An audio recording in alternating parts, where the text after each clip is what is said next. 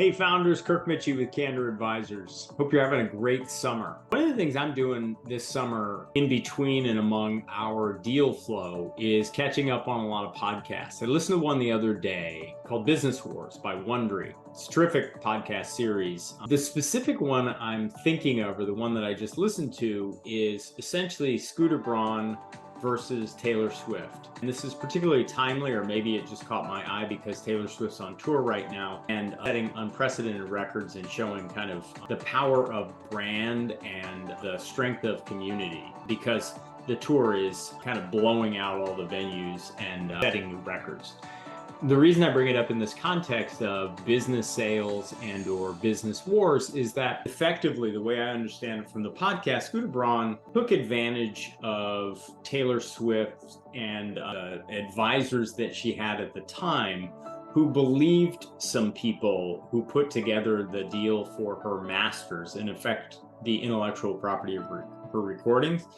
He took control of that. She didn't realize it at the time, and by the time she found out and needed to do something with it or wanted her fair share of it, it was too late. And it reminded me very much of what happens when a founder who believes a buyer's entreaties about what they're going to do with the business, how they're going to preserve their legacy, how they're going to treat their employees, goes ahead and signs a contract and sells, and then subsequent to that has to deal with employees who are disgusted with the new buyer and leave, customers who complain about changed prices or changed level of service and leave to go somewhere else. And then ultimately the business flounders or fails under new ownership.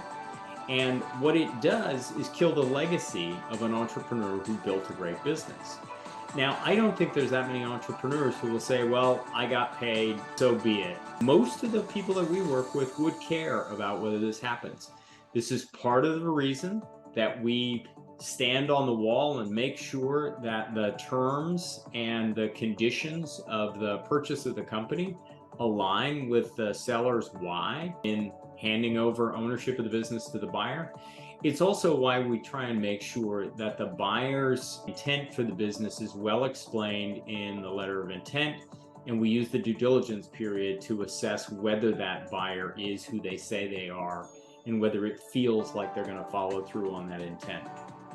There are a lot of great buyers out there, strategic and financial, and there are a lot of great businesses out there for sale. And the key here is just to make sure that they match up and that you, as a founder, find the right buyer to make sure that your legacy, including your employees, your clients, your customers, your vendors, your brand, your intellectual property, are taken care of, and that extends into the future for the good of everybody involved. Thanks. Have a fantastic summer. We'll see you again soon.